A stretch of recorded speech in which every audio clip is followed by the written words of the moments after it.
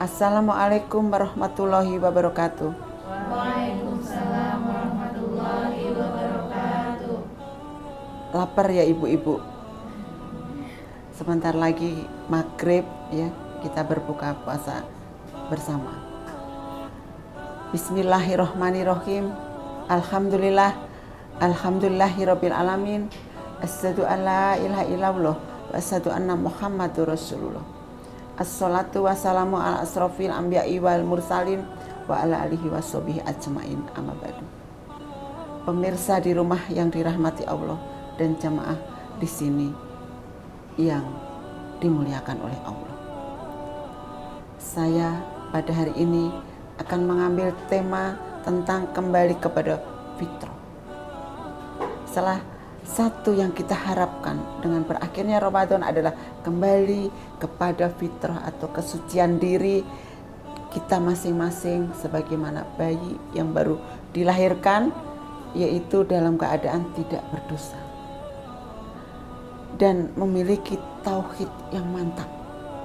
Allah Subhanahu wa taala memang telah menjanjikan demikian melalui sabda Rasulullah Shallallahu alaihi wasallam yang berbunyi, sesungguhnya Allah telah mewajibkan semua Ramadan dan aku telah mensunahkan sholatnya, yaitu sholat tarawih.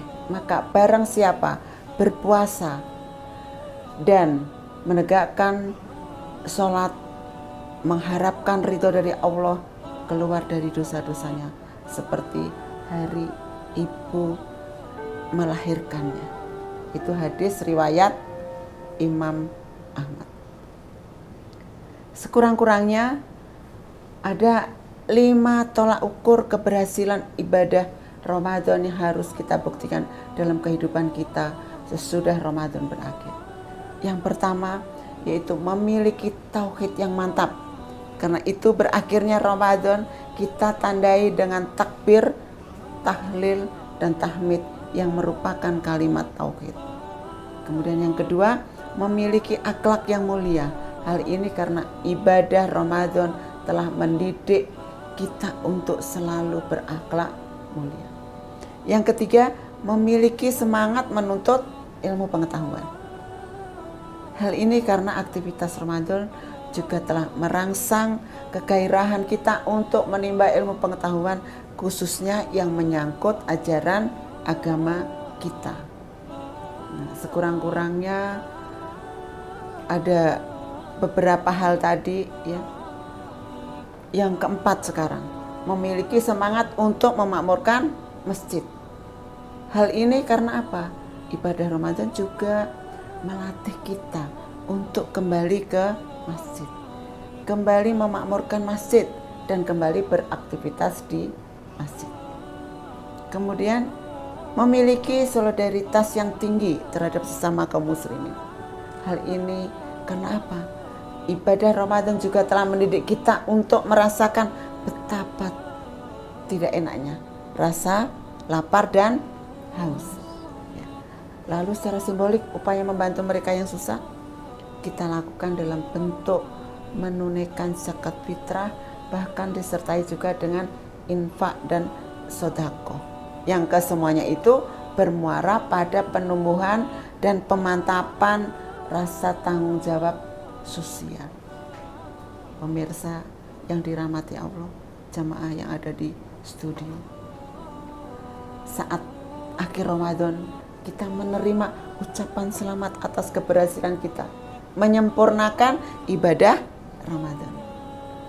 Puasa, sholat tarawih, sholat tahajud, sholat witir, tadarus dan tadabbur Al-Quran, paling tidak one day one juice untuk Al-Quran ya, serta sedekah dan zakat kita.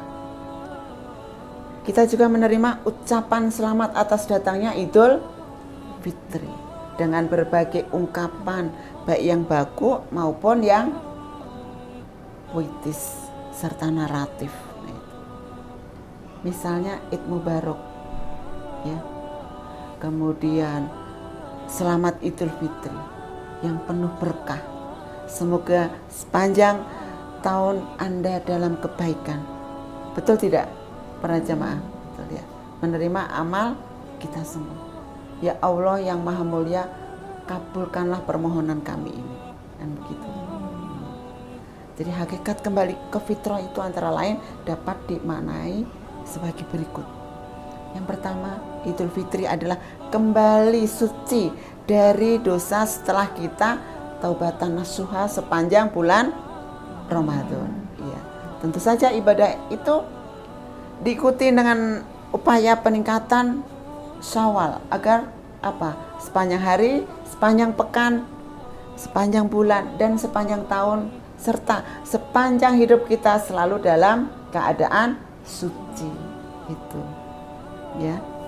Sepanjang hari kita kembali fitri dengan sholat wajib 5 waktu.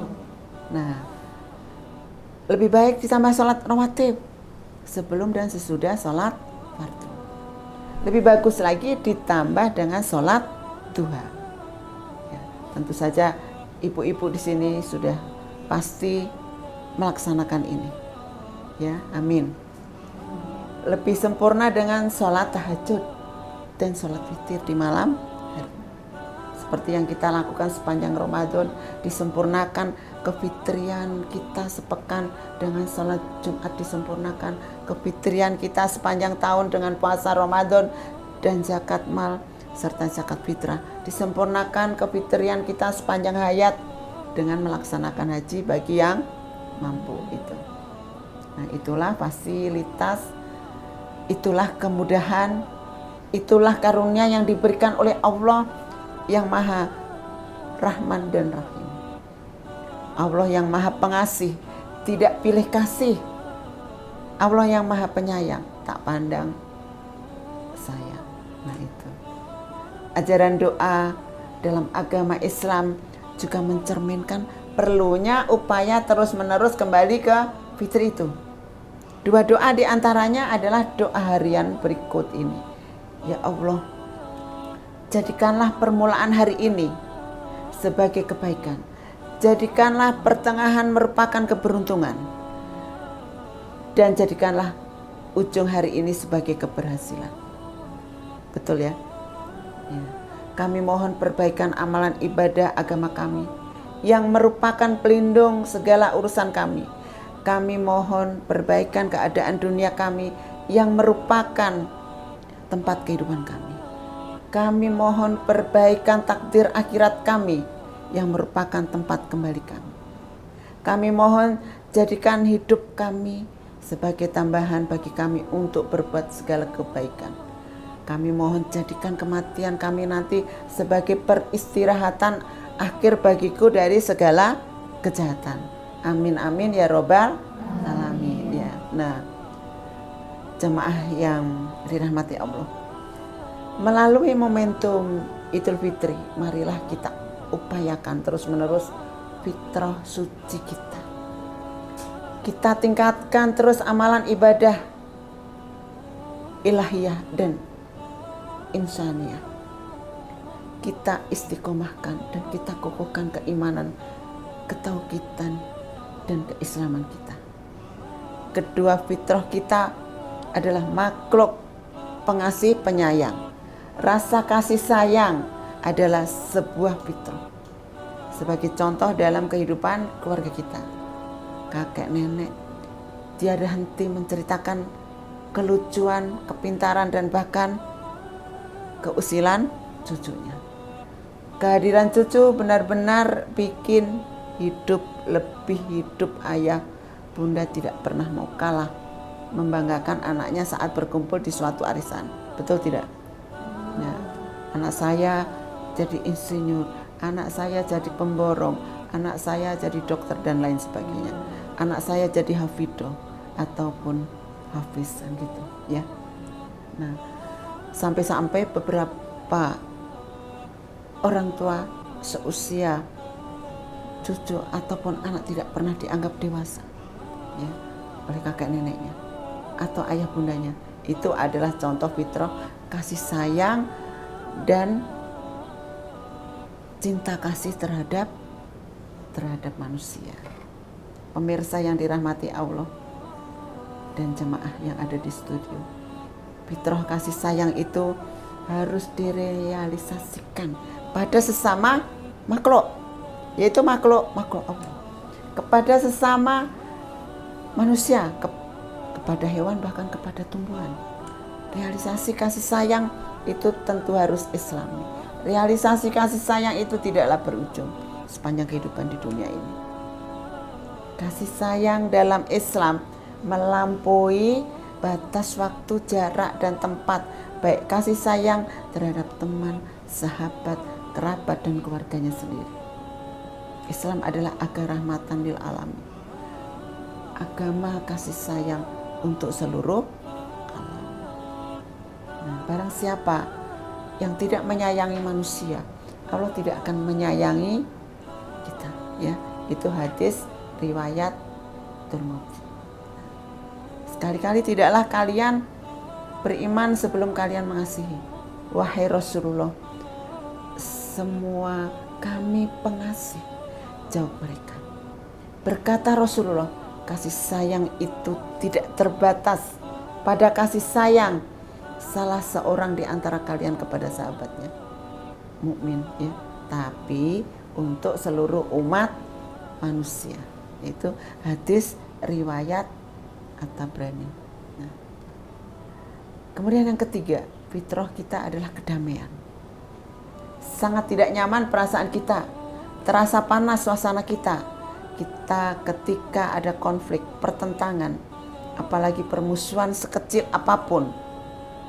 Lingkup dan kadarnya sangat tidak nyaman saat kita dan saudara kita benturan. Betul tidak? Ya. Al-Quran menekankan perlunya penghindaran dari segala macam sikap lahir dan batin yang dapat mengeruhkan, mengacaukan, dan merusakkan hubungan antar kita. Sekalipun begitu adalah suatu kewajaran, ada gesekan dan kesalahpahaman, komunikasi dan hubungan antar kita dalam kehidupan sehari-hari. Untuk itulah Al-Quran memerintahkan islah, perbaikan hubungan seandainya terjadi gesekan dan kesalahpahaman. Nah itu. Kemudian apa? Jemaah yang dibanggakan. Yang keempat, fitrah kita, sunatullah atas kita, keniscayaan kita, takdir kita adalah berbeda, dan dalam perbedaan, oleh karena itu menghormati perbedaan adalah juga kembali ke fitrah kita. Dalam kehidupan dunia ini, perbedaan adalah keniscayaan, perbedaan adalah hukum Allah. Sunatullah menjadikan manusia berbeda-beda suku dan ras, beda agama, beda keyakinan, beda adat istiadat, dan cara hidup.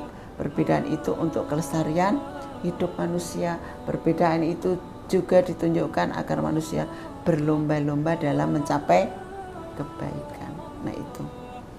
Nah kemudian apa?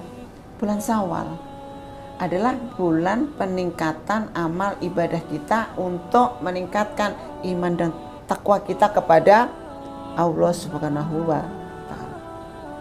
Tanggal 1 Syawal merupakan momentum dan gerbang masuk bagi orang-orang yang telah berpuasa selama Ramadan untuk meningkatkan iman dan takwa kepada Allah Subhanahu wa taala. Pancaran iman dan takwa menjadikan mereka makin tekun ibadah. Itu akhlakul karimah. Ya. Juga mewarnai kehidupannya sebagai puncak keimanan dan ketakwaan bagi umat Islam yang telah memperoleh kemenangan. Pemirsa dan jamaah yang dimuliakan Allah, mereka yang memperoleh kemenangan adalah orang-orang yang bebas dari belenggu hawa nafsu. Nah, itu bebas dari budak nafsu, merdeka sebagai jati diri manusia sebagai hamba Allah. Mereka hanya menghamba atau ibadah kepadanya, dan termasuk orang-orang yang bebas. Gitu. Sehingga apa? Sehingga orang yang telah memperoleh kemenangan mengalahkan hawa nafsu diwujudkan dalam budaya dan selalu mengucapkan minal aidin wal faizin. Ya, artinya apa? Semoga Allah menjadikan kita termasuk dalam golongan orang-orang yang kembali dan orang-orang yang memperoleh kemenangan. Itu. Ya. Demikianlah sebagian kecil makna dari kembali kepada fitrah. Semoga langkah kecil setiap insan untuk mencapai fitrah menjadi lompatan besar bagi umat muslimah dunia untuk selalu menyucikan dirinya,